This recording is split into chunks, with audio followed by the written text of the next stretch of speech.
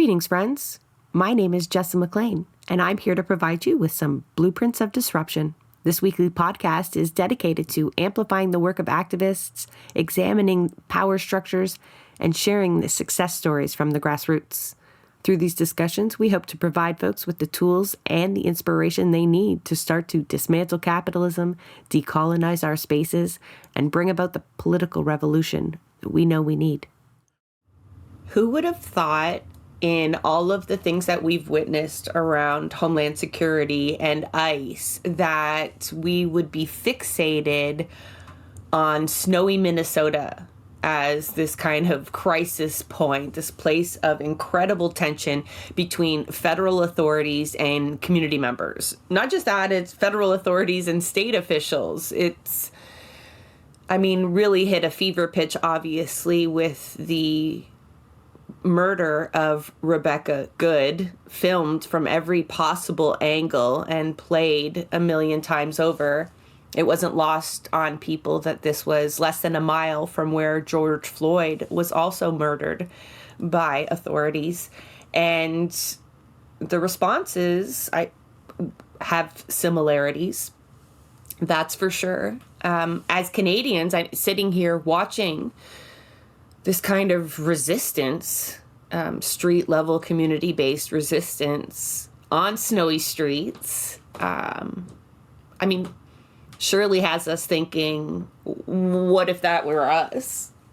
What if we had been Rebecca Good, parking our minivan across those lanes? What would we do if masked federal agents were roaming the streets and abducting our community members? And being relieved that we don't actually have to answer that question, except we do.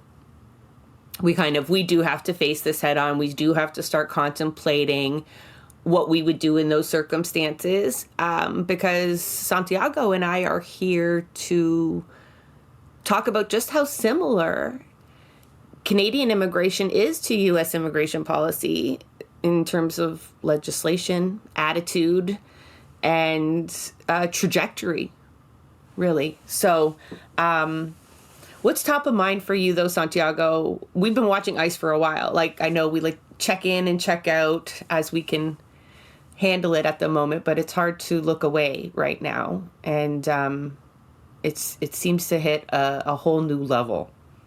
Yeah, it's everywhere we look, right? Clips are going viral of all the different confrontations, everything that those fucking arrogant ICE agents are saying, that how enabled they feel by the murder. They're bragging about it in the streets. They're, using it as look what we did to you. This is what we're going to keep doing to you. Do you want to end up like her? And Minnesota's not far away at all, Minnesota shares a border here with Ontario. Minnesotans, even their accent's pretty Canadian, right? Yeah, people who know me know I don't particularly care or believe in the concept of borders. So for me, that might as well be neighbors who are going through this.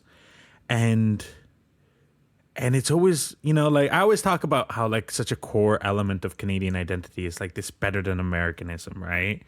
This idea that as long as we can do the same things, but as long as we do them a little bit more humanely, we let ourselves off the hook for so many things. And I feel I'm not sensing enough rage coming from Canada about this, And one thing I was mentioning to you and I was thinking about was back in elementary school, when they're teaching about Canadian history, there's so much emphasis on the concept of the Underground Railroad as this moment of Canadian pride, right? About how when the US was rounding up slaves, that Canada was a safe haven and a place that fought against slavery, erasing our own slave history, mind you. They never taught you back then that Canada had slaves too. But that's like a core part of like Canadian history and Canadian identity, you know? That's what they want you growing up and seeing Canada as, right? And I just can't help but think about, while I look at this, just how fucking pathetic we are in, you know, just like our complete, like, there's not enough like of a call to like be a safe haven to protect people. And it's the opposite. Our government's moving towards making it more difficult for us to protect people that, like I said, they might as well be your neighbors. What the fuck is the difference between like Manitoba and Ontario and Minnesota? Like what's the difference? There's no difference. You know, we're the same people. Why, like, anyways, that's what's on my mind right now. Yeah, I think it's like that mistaken identity, though, when you say it's part of our Canadian identity. We do that quite well, don't we? Maybe it's a way to insulate ourselves from those horrors, right? And yeah, we do it in a more humane way, a bureaucratic way, right? We're setting the stage to do what Donald Trump is doing in a more legal framework, probably, which is even more dangerous because this is what's happening under a liberal government. And again, you asked me earlier, what would it actually look like under a conservative government, when maybe it would look exactly like what we're seeing to the south. I want to go back there just for a second, because I know folks are maybe catching it on their social media feeds, but just to get an idea of how rough it is, like we saw Rebecca Good, obviously, her murder, and there are lots of reasons why we know her name over a lot of other people who've been murdered by police and ICE. And in fact, a lot of folks have died under ICE detention. In 2025, it like took a, I don't know, it's like 85% uptick. 32 people died in ICE custody. Some of those were children. 6 people have died so far in 2026. And like, these are all migrants. And less than half of the folks that are currently in detention right now, they have 70,000 people in detention. They say they got capacity for 100K because they deport them quite quickly. So ICE have rounded up, you know, I don't know how much you can trust the numbers coming right from Homeland Security, but The Guardian is also trying to track these numbers as best they can. And it's like over 350,000 people, and about the same number has been deported. Like there's a couple tens of thousands difference. And then there's folks that we don't even know where they are. But at any given time, you know, they have between 50 and 70,000 people sitting in these detention facilities, and less than half are facing any charges. And we always spend so much time pointing at all these other democracies and stuff. This is such a side note, but like just south of us, the most horrendous fascist shit is happening, you know, foreign policy. And it's not till it like directly impacts us do we actually start really paying attention. But yeah, Canadians sitting on looking in horror should really redirect that rage to Carney, honestly, because there's not much you can do about Trump's policies. You can support comrades in the South, and, you know, there's some mutual aid programs going around, and there's ways you can help. But just like when we advocate for Palestine and all the other things that we talk about, there's work to do at home inside the belly of the beast. We are not just some kind of innocent third party. I'll link Desmond Cole's video. He does a great job of kind of pointing out a few of the ways Canadian authorities actually work with ICE and Homeland Security. Our border security has been integrated with the U.S. Authorities for a long time, and Carney and Trudeau further integrated those systems. We're talking about adding 1,000 officers, right? We call them CBSA officers. They call them ICE agents. Ours don't wear masks, I guess, maybe unless it's really cold. They might get away with that. That can't be their excuse in Minnesota, though, because they're wearing them in fucking Florida, too. But, we are setting the infrastructure up and the legislation up to operate in a very, very similar manner. There are organizations here that we can link in the show notes as well that are and have been mounting massive campaigns for years. And, we're actually gaining a little bit of traction before that last year and a half of Trudeau's term and then into Carney's. It's just kind of exploded. And yeah, I agree with you, Santiago. Because of the lack of rage, I think it's getting a lack of attention too. There seems to be a manufactured consent, maybe not even manufactured. Like, there's a lot of people that in this elbows up mentality took to this, like, take care of their own, right? And that meant, like, take care of Canadians first. And that's not a far stretch from, like, demanding they have papers for that worth. Yeah, that's the thing, is that we're like, it's entirely conceivable that our near future could look very similar to what's going on in the States, right? Just one election goes a little bit different, and who knows what could happen, right? I mean, we've been setting the stage for building that similar mentality for a long time, that anti-immigrant rhetoric that we've been hearing and that we've been warning about. This is the path that it leads on, right? A lot of, and what's frustrating is, like, we have to hold ourselves accountable. And when I say us, I mean us so-called leftists of whatever colors, we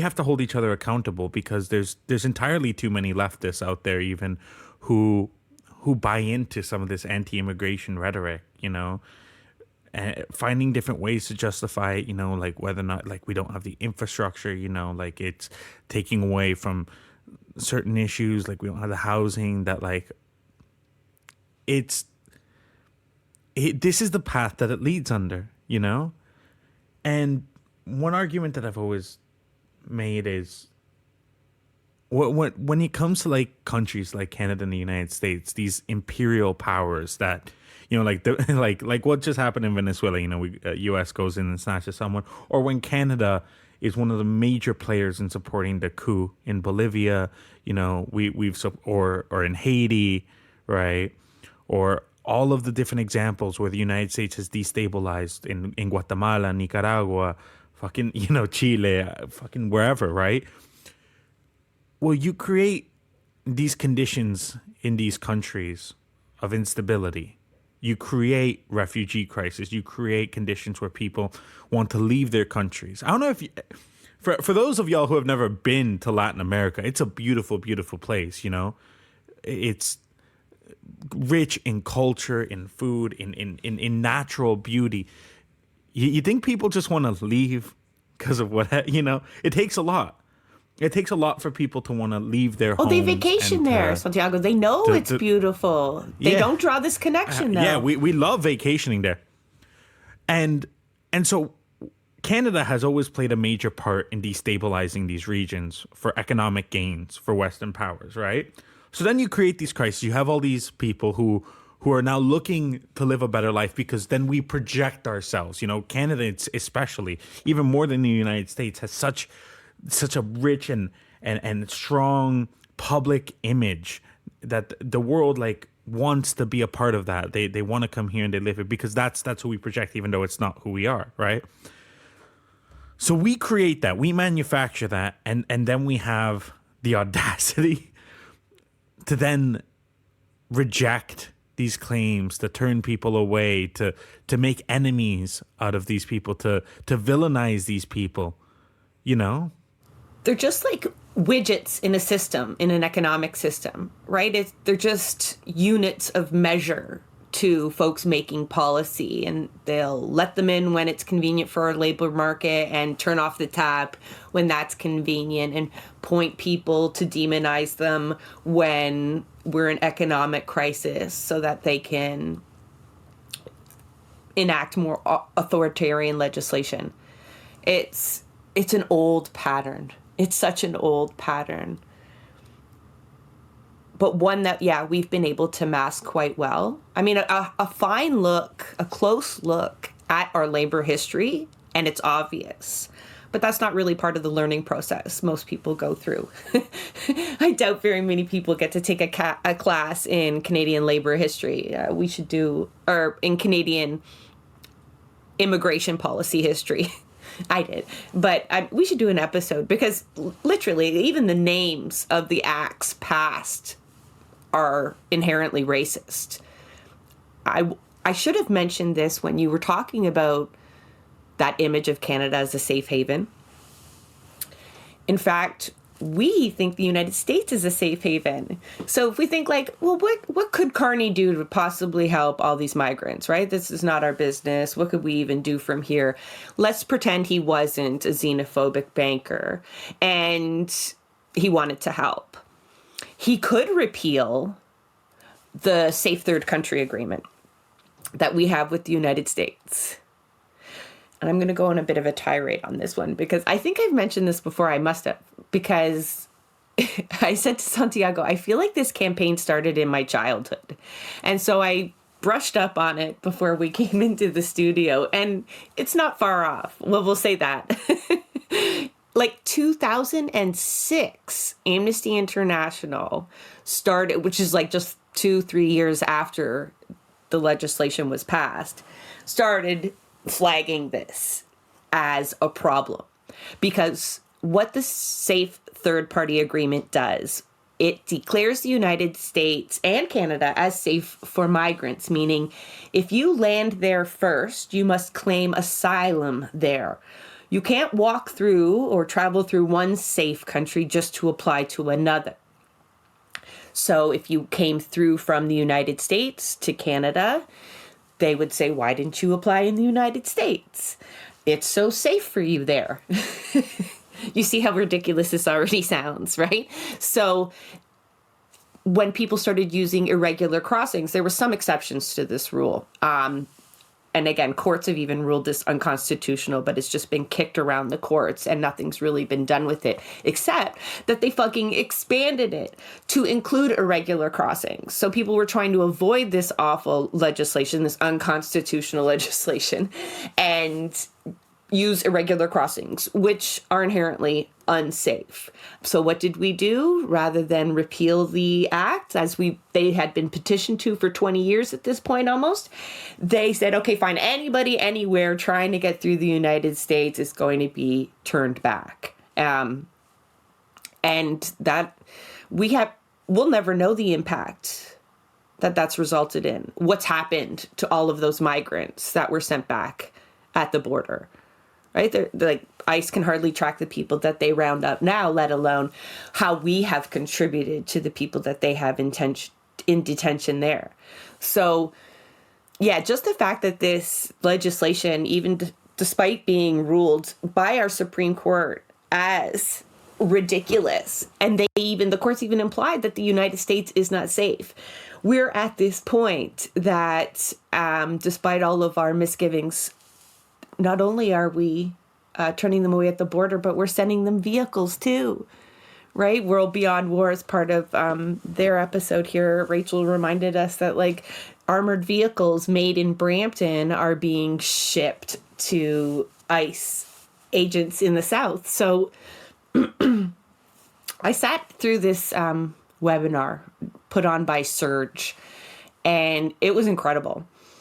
It featured migrant rights activists. And one of the points that S.K. Hussain made that really struck home and helped me understand a lot of what's happening is he's talked about the elbows up movement, right? Movement. I don't know if you can call it that. That's kind of generous. Whatever that was, it was like fucking rhetoric around the election, a lot of it. But he drew attention to the fact that it was inherently anti-Indigenous and anti-migrant, right? It was about, in the end, complete resource extraction. But most importantly, what we've seen now is it was a consolidation, or is a consolidation of capital and the ruling class for Canada and the United States. that the tariff war is really just a sideshow, masking the reality that we are further integrating and aligning ourselves economically. It might seem like we're creating a new world order, but there's a lot of evidence that we are just lock in step with U.S. policy on a lot of things. And migration is one of them.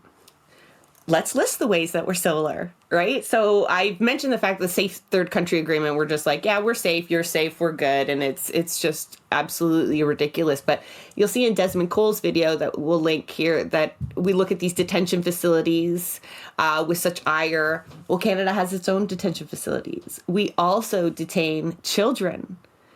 There's no limits on how long we'll detain people. And people do die in detention. Right? They do die while getting deported. Right now, under current legislation, without the impacts of Bill C-12, which we'll talk about a little bit, migrant rights activists estimate that right now, because of the changes in the visa policies, 3,000 people a day are losing status. So that means they either have to leave or they have to stay undocumented by design, right? And there is a lot of evidence to support the fact that they don't actually even want these people to leave, right? This isn't being done as a solution to housing or as to free up healthcare resources, right? Which a lot of leftists use to rationalize this kind of numbers game in terms of limiting migration. Right? They're not doing it for these reasons. They're doing it to create a more exploitable labor force. People who need to operate under fear of being deported at any moment. Does that sound familiar? That sounds familiar, right? They're not maybe in masks yanking them out of vehicles in the most violent way imaginable, but there's still 3,000 people around you daily that are faced with this awful choice. That's violence. That's violence in a completely different form. Yeah, absolutely. And that's the thing, right? Is that when it comes to, like, Canada has profited so much. Our economy is built on the exploitation of migrants. You know, whether it's our agriculture industry or who's funding our Ontario colleges, for example, right? Like, migrants are the foundational, well, the exploitation of migrants is the foundational bedrock. And when you look at it, like, there's no valid way to frame this as economic concerns because, you know, the average migrant contributes more to the Canadian economy than a person born here, right? And I don't even want to make that argument because, like, that's... You saw the look on my face. I was like, because Harsha Walia, she made that point in that webinar there where it was like, we can't talk about that. We can talk about how, like, 1 in 9 of people in the workplace are migrants. But yeah, the inherent right to cross these arbitrary borders exists, right? And that's kind of should be the basis of how we push. But... yeah, like I said in the beginning, I don't even really believe in the concept of borders at all, right? Like, the idea of nation states is inherently exclusive. I also, like, if I'm getting honest about it, like, I don't believe, like, I think humans are too spread out around the world. Like, I don't think we need to inhabit every corner of the planet, and borders just make it so that, like, we end up taking up more land than is needed to sustain humanity, you know, and has disastrous consequences to our sustainability in building the world. You know, like, there's no reason for us to be living in deserts and in land that cannot sustain agriculture, and then like having to tear down forests to try and use whatever, like, growable land. You know, like, it's nonsense. Like, the way that we are living is nonsense. There's no logic to it. We've just gone so far back words on this issue. Like, it was it wasn't that long ago when, during the Trudeau government, they were promising that any day now, you know, migrants would get, like, their status for all. You know, we made all these promises, and people came here under promises, and now we're betraying that and blaming them for it. You know, it's cruel, and it's just so frustrating, the lack of will, the lack of outrage, you know, like it shouldn't. The one thing we talk about on the show is that, like, it shouldn't take things falling apart and us having to witness violence for us to take action. And that's what I'm a little bit worried about in Canada, right? I'm worried that because we don't have a literal fucking Gestapo on the streets, that we're okay with the rest of it. Because this bureaucratic deportations that we're doing, you know, how many people is it that are set to lose status in the next year in Canada? It's like 1 million. It is, yeah. Right? That year started already because the changes happened under Trudeau. So, yeah, like, maybe that's not you, but, like, do you know how difficult that is? That's 1 in 14 of us. Looking around you at the supermarket, at your school, at your workplace. 1 in 14.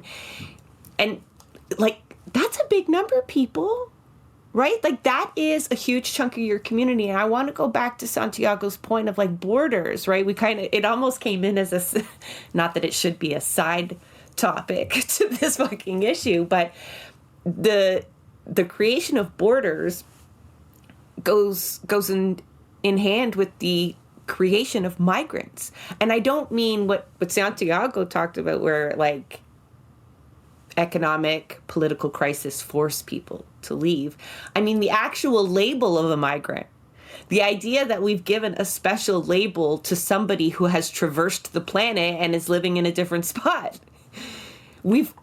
That label was specifically created in order to have a different class of worker, right? To create a sub-proletariat. Because it's an absurd term.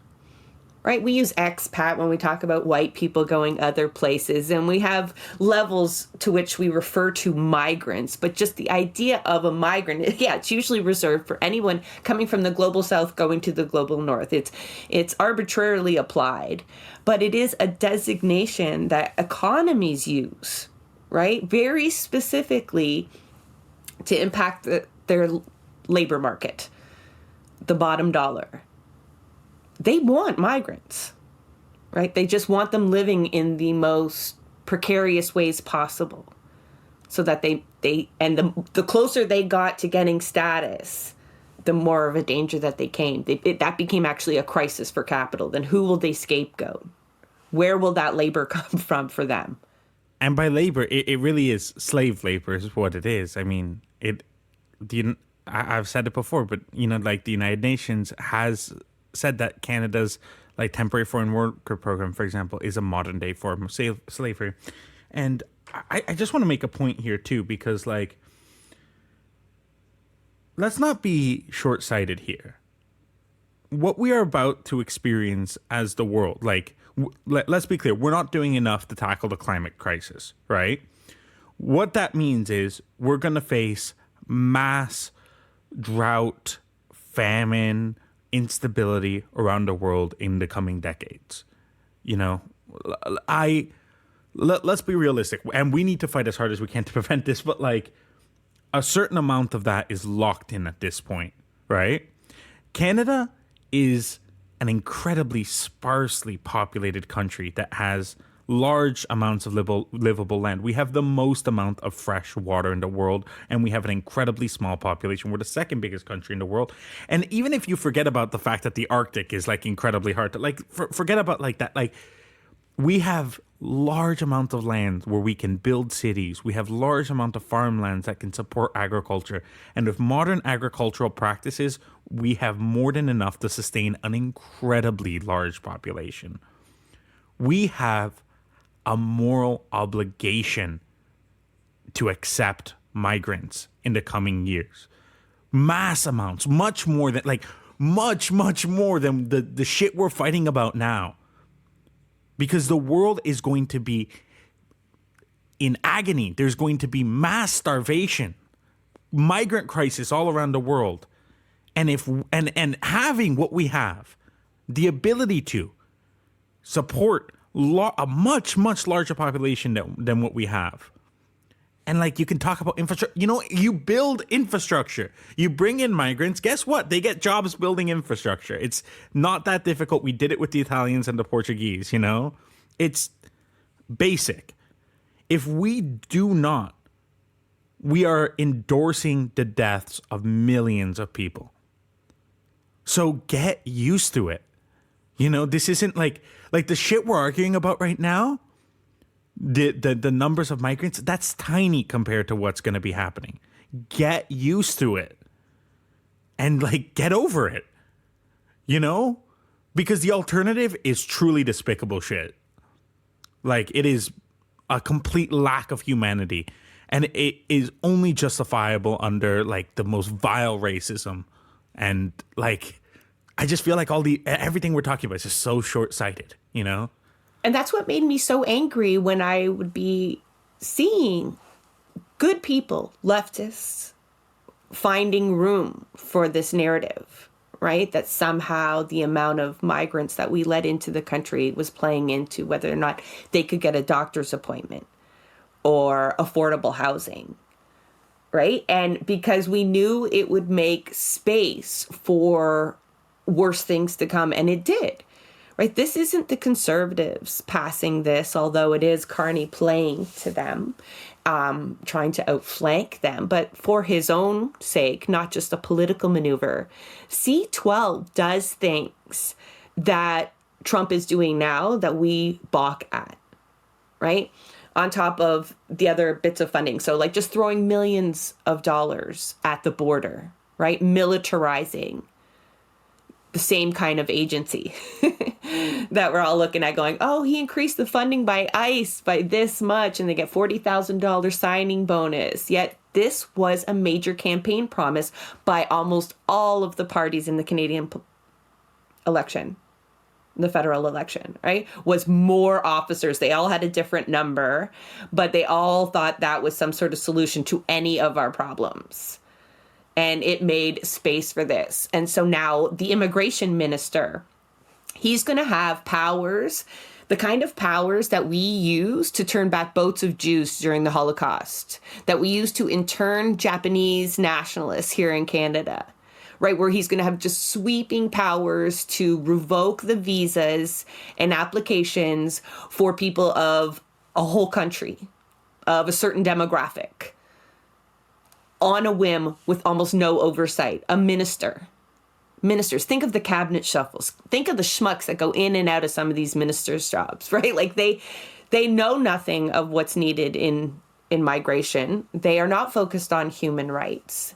They are literally working in tandem with the labor minister, which doesn't exist anymore. So I guess like that's just really part of his job, is just making those adjustments with human lives. And knowing that we see marches, as lame as they are, protected by police, are happening in every city across Canada, right? Anti-immigration march, white nationalist marches. We look to the UK to see like how bad those riots could get, like quite easily, and how that takes hold. And, you know, we are seeing counter protests, and you know, I'm not organizing any of them myself, so I'm definitely not going to criticize them. But they aren't feeling as much heat as they should, considering the messages that they're able to just put on their placards and walk around our cities with. And I think that's because there is appetite. We are a settler nation, inherently racist, that turn to protect ourselves when in a moment of crisis, because that's all we've known, even though we can do it with paper instead of maybe at the end of a rifle for now. But choosing to not play into this now is a huge mistake. And folks have been organizing to this end for quite some time, like the Migrant Rights Alliance, Justice for Migrant Workers. We'll link a whole bunch of folks in the notes. And there's been legal cases and all of that. But, you know, I would argue that we should look to Minnesota and the kind of response that the Americans had to get to when it got so bad as a kind of first line of defense for us, right? Just because border agents in Canada don't come in the same way as ICE agents do doesn't mean we shouldn't still be trying to stop deportations by any means, you know? No doubt by now, like, your social media feeds are hopefully full of images of resistance, right? Different ways. We don't all have to take big risks, but we do have to do something. People are being very creative, yet defiant. I've seen things like when immigration officers come in, everyone sets up their car alarm, gets on the horn, tells everybody to lock their doors. Folks are teaching each other what to do if ICE agents come to the workplace looking for a coworker, what they do if they come into a school looking for a coworker. Cities are deciding how they're going to respond. Should they be inundated by federal agents in the same way places in Minnesota are being? And there's something all of us can do, but all of it requires you to organize within your communities. To stay unabashedly left on this, not to give one fucking inch to these anti-immigrant sentiments that are floating around, not 1 inch. And just know that the more capitalism relies on the exploitation of migrants is more reason for all leftist organizations and folks to use this, right, as that power play against capitalism to create a bigger crisis for it, right? By granting status to migrants, to pushing back against, the idea of borders. So we don't all, they killed Rebecca Good because she was doing what she could. They wanted to scare us and everybody else away. That's why they kind of doubled down as well. There is this need to create a boiling point. And, we just can't be deterred in this moment. I think sometimes you can look to the South and will it steel us against something like that? Will it serve as its warning sign? Well, only if we talk about it that way, right? Or will we look to it as something that begins to be normalized, right? That is in our hands right now, I believe. Right? We're at a critical moment before it gets too late. That is a wrap on another episode of Blueprints of Disruption. Thank you for joining us.